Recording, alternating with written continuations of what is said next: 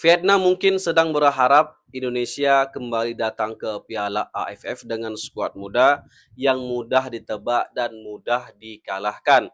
Tapi kalau mereka melihat daftar pemain yang dipanggil untuk TC kali ini, kemungkinan besar ekspresi mereka langsung berubah karena timnas Indonesia tidak datang membawa tim utama, tetapi tim pelapis yang kualitasnya hampir sama dengan tim utama.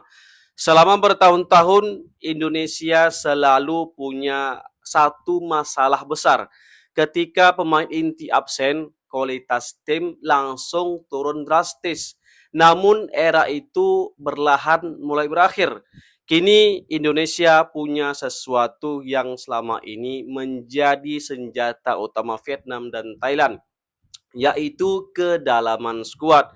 Dan ini bukan kedalaman skuad biasa, melainkan kedalaman skuad yang benar-benar menakutkan untuk ukuran Asia Tenggara.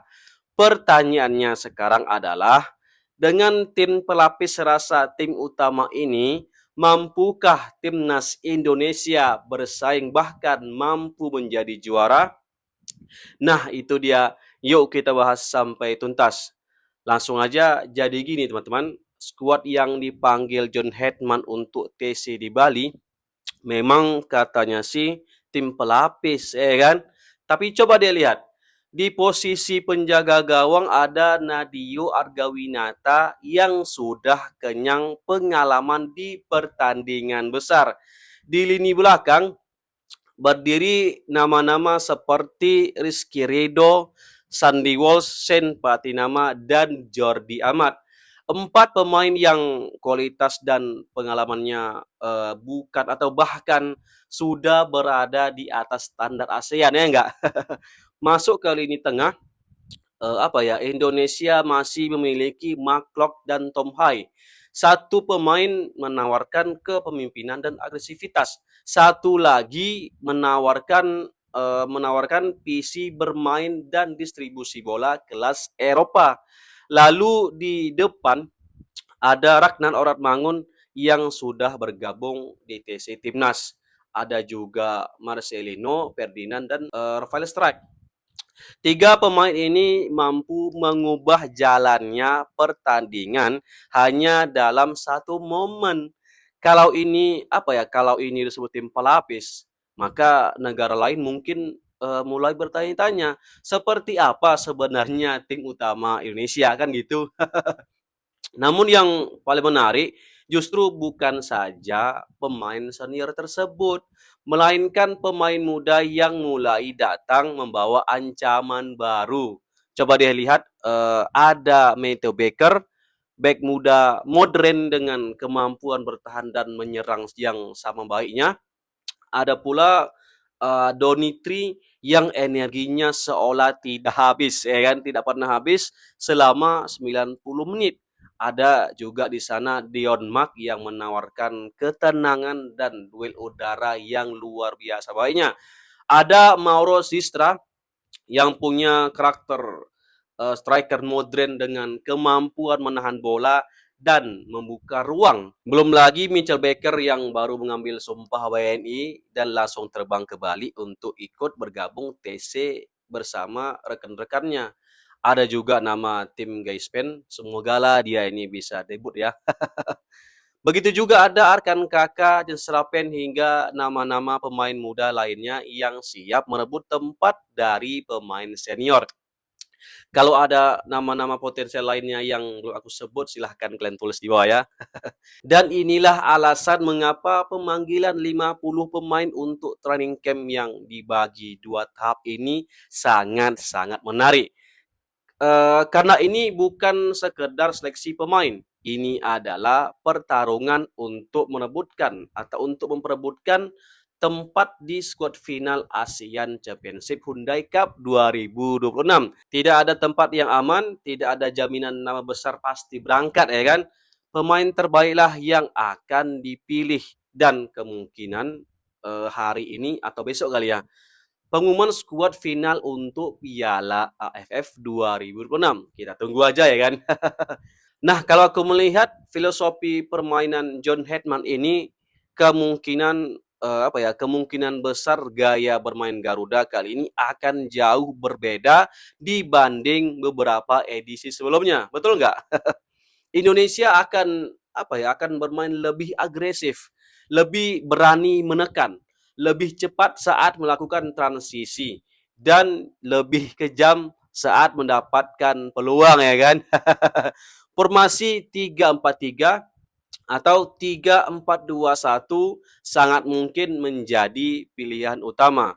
Alasannya sederhana sih. Indonesia saat ini memiliki stok bek tengah berkualitas yang melimpah. Rizky Ridho bisa menjadi komandan di tengah, Jordi Amat bertugas mengatur build up dari belakang. Sementara Sandy Walsh mampu memberikan keseimbangan di sisi kanan, baik saat menyerang maupun bertahan. Di sisi kiri, Shane Patinama maupun Donitri menawarkan kecepatan sekaligus kemampuan crossing yang sangat baik. Di lini tengah, Tom Hai akan menjadi pusat distribusi bola. Sedangkan McClough bertugas menjaga ritme, melakukan pressing, dan memimpin rekan-rekannya di lapangan. Wow, gila nggak? Lalu bagaimana dengan lini depan, Bang? Wah, disinilah Indonesia benar-benar terlihat menyeramkan. Marcelino Ferdinand akan bergerak bebas mencari ruang di antara lini pertahanan lawan. Ragnar Oratmangun menjadi ancaman konstan lewat kecepatannya. Mitchell Baker dengan finishingnya yang klinis. Dan ketika lawan mulai kelelahan, Indonesia masih bisa memasukkan Jens Rappen, Mauro Sistra kalau dia dipilih, ya kan? Karena soalnya aku dapat kabar bahwa ia cedera saat TC di Bali. Ataupun bisa memasukkan Arkan Kakak dari bangku cadangan. Jadi back Vietnam itu ya, selama 70 menit harus mengejar Ragnar dan Marcelino, lalu tiba-tiba masuk striker muda dengan tenaga penuh dan kecepatan yang sama gilanya. Wow, paten kali kan? Itulah kemewahan yang kini dimiliki Indonesia. Lalu siapa saja yang kemungkinan besar masuk skuad final?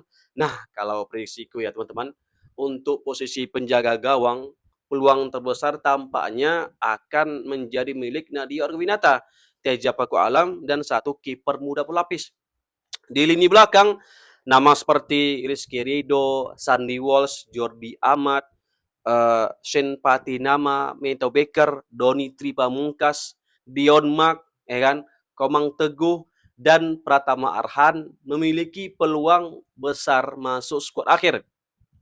Di lini tengah ada nama McClough, Tom Hai, Marcelino Ferdinand, Ipar Jenner, ya kan, Ricky Kambuaya, dan Arkan Fikri kemungkinan menjadi pilihan utama. Sedangkan lini depan diisi Ragnar Oratmangun, Mauro Sistra, Jens Rappen, Arkan Kakak, Rafael Strike, Egi Maulana Fikri, Beckham Putra, Yakub Sayuri, dan Mitchell Baker, dan beberapa opsi tambahan sesuai kebutuhan taktik. Jadi gimana prediksi skuad kalian? Siapa yang layak masuk ke skuad final? Coba tulis di bawah ya. Jika prediksiku ini benar teman-teman, wah maka Indonesia akan memiliki kombinasi yang sangat ideal. Ada pengalaman, kualitas, ada energi pemain muda, dan ada kedalaman skuad. Dan yang paling penting tahu nggak apa? Ada identitas permainan yang mulai terbentuk dengan jelas. Vietnam boleh saja masih menjadi juara bertahan. Thailand boleh saja memiliki sejarah yang lebih besar. Tetapi untuk pertama kalinya dalam waktu yang sangat lama, Indonesia datang bukan sebagai penentang. Indonesia datang sebagai favorit juara. Setuju nggak? Tapi tunggu dulu teman-teman. Tahu nggak kalian negara apa yang paling serius di turnamen 2 tahun ini? Ya betul, Vietnam. Udah tes ini mereka di Korsel sana dan udah melakukan uji coba 3 kali yang mana mereka berhasil menang loh. Wah, serius sekali kan si Nguyen ini. Kalau menurut aku sih, Vietnam lah pesaing terkuat kita. Itu pun diakui oleh John Hetman ya kan. Tapi apabila semua potensi yang dimiliki timnas saat ini mampu diracik menjadi satu kesatuan yang solid, maka ASEAN Champions Hyundai Cup 2026 bisa menjadi panggung sejarah. Bukan lagi cerita tentang runner up, ya kan? Bukan lagi kisah nyaris juara, melainkan cerita tentang trofi pertama yang akhirnya dibawa ke tanah air. Karena mungkin untuk pertama kalinya Indonesia benar-benar memiliki dua tim yang sama kuat dan itulah alasan mengapa Vietnam mulai ketar-ketir melihat perkembangan Garuda hari ini. Jadi gimana menurut kalian? Apakah timnas Indonesia di bawah asuhan John Hetman mampu menciptakan sejarah pertama kalinya menjadi juara Piala AFF? Tulis pendapat kalian di kolom komentar. Horas. Assalamualaikum warahmatullahi wabarakatuh.